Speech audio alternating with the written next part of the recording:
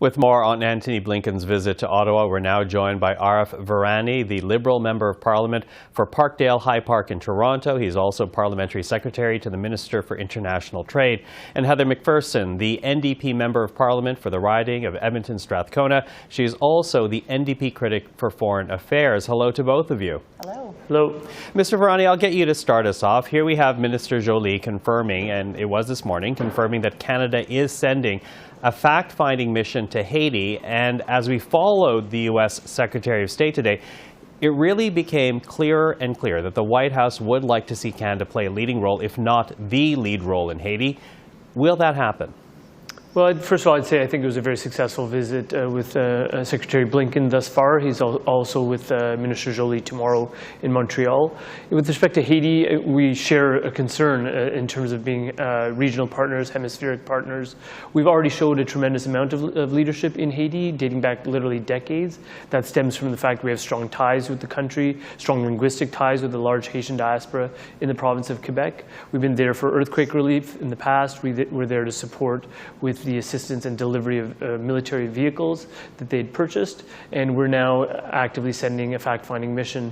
Really, the nub of it has to be Haitian-led, and secondly, the nub of it also has to respond to the tremendous humanitarian needs that exist right now, which are basic, such as food, energy, and just responding to the violence that we're seeing with gang violence really running rampant on the island right now. Yeah. And that's where our concerns are. Well, and as we noted off top, there really are two crises here, one security, one humanitarian. Ms. McPherson, I'm wondering what your thoughts are on this. Again, the U.S. really seeming to want Canada to play this lead role in Haiti. Mm-hmm.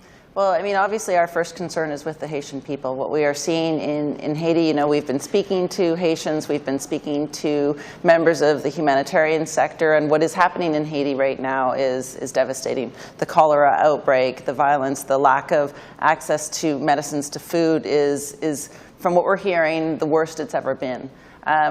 However, I do have some concerns when I see Canada and the U.S. making unilateral decisions to send missions there. That is not what we are hearing from the Haitian community. When I speak to the Haitian community, they are not asking for military intervention. They are asking Canada to not send that military force. And certainly historically, Canada has not done a great job with regards to military intervention in Haiti. Now, that said, I think we do need to do what we can to help Haitians with what is happening in their country. But I think we need to make sure that it is Haitian-led, that we are listening to the Haitian community, that we are doing what they are asking for from us, and that we are not acting in a U.S.-Canada way, but in a way with all countries in the regions, with what Haitians are asking for. I have some concerns about the process that the government is taking. And I also would like to say I've asked the Foreign Affairs Committee to expedite a study on Haiti. I've asked the House of Parliament to be looking at this issue. We haven't done the work right now. We haven't had an update from the minister on what's happening in Haiti. There's a lot that still needs to be done before we take this very, very big step, and I'm concerned that we are not ready for that step at this point. So you hear the concerns there, Mr. Virani. I want to add to what we heard from Ms. McPherson, because we're also less specifically about Haiti, but in terms of a general concern that we heard earlier from the Chief of Defense Staff this autumn. He has already halted all non-essential activities. DND, as you know, facing a recruitment crisis right now. In General Wayne Eyre, he is worried about Canada being unable to meet its military commitments. Does this country have the resources to take on such a critical mission like Haiti? Given what we heard from Ms. McPherson and concerns from the Haitians she has spoken with, should that mission be undertaken right now? Well, I think it's important not to put the cart before the horse. So what's been announced today is sending officials to Haiti to do an assessment of the conditions on the ground, humanitarian needs, security needs. There's been no decision that's been taken with respect to a military intervention. So in that regard, that's presumptive, I would say, to say the least. What's very important is that I said it in my first intervention, I'll say it again, is that we firmly believe, and there's no daylight between Heather's position and the position of our government, that this needs to be Haitian Haitian-led. That is exactly what I indicated in the first go-around. What I've indicated is that, however, because of our strong ties with Haiti, we've always been there for the Haitians in terms of their needs, whether that's earthquake relief, whether that is support with the vehicles that they'd recently procured. We've recently initiated discussions at the UN for a donor program with committing $10 million. It's almost $2 billion of aid we've provided to the Haitians in about the last 10 to 15 years, which is significant leadership on our part. But I think in terms of what you're referring to, we are not presupposing any outcome here. We're sending officials there to understand the needs of the Haitians on the ground and to ensure that this response is indeed Haitian-led, specifically dealing with their food security issues, the cholera epidemic, and their security needs given the violence that we're seeing. Okay, fair enough. Now, Ms. McPherson, given what we just heard from Mr. Virani, then, what are you looking out for? What do you think should be the focus of any type of Canadian-led effort in Haiti? You know, fact-finding missions are one thing. Once we start getting into a military intervention, I think that's when the Parliament of Canada needs to be briefed and needs to be brought into that conversation. I think that's very important. Absolutely, we should be providing whatever humanitarian aid we can do.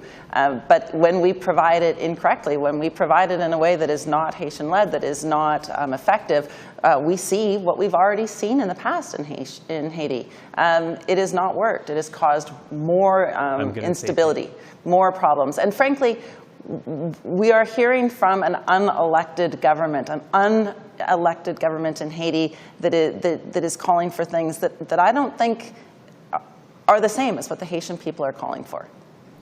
Well, we continue to follow this very closely, but for now, Arif Virani, Heather McPherson, really thank you for the time today. Appreciate your thoughts on the matter tonight. Thank you so much. Thank you. Now, you will notice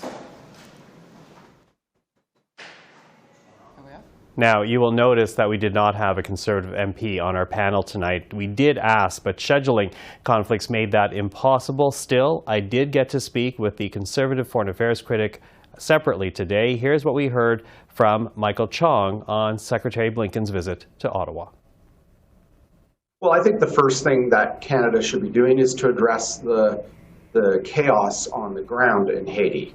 The problem in Haiti is that there's a great deal of lawlessness. There are no authorities that have any power to ensure peace and security in that country, to ensure order in that country.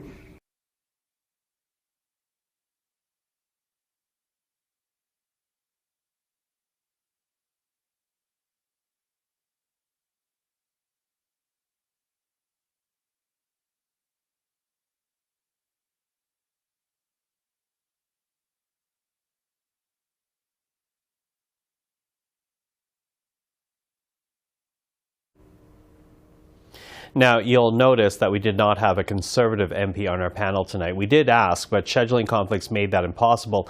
Still, I did get to speak separately earlier today with the Conservative Foreign Affairs critic, Michael Chong. Take a listen to what he had to say about Secretary Blinken's visit and the crisis in Haiti. Well, I think the first thing that Canada should be doing is to address the chaos on the ground in Haiti. The problem in Haiti is that there's a great deal of lawlessness. There are no authorities that have any power to ensure peace and security in that country, to ensure order in that country. And so one of the things that Canada should be doing and hasn't been doing is to provide both police and military assistance to the authorities in Haiti in order to restore order in the streets. The problem is that the government has underinvested in our military, they've underinvested in our policing, and as a result, Canada is stretched at this point to provide any help. We're not holding up our obligations to the military alliance, to our NATO partners. We're not upholding our need to ensure that our police authorities are properly funded. And so I think part of the reason why this U.S. Secretary of State is coming to Canada is to make the case that the Canadian government is not upholding its international obligations to peace and security and needs to do a better job. And I expect that's the message that he will be delivering.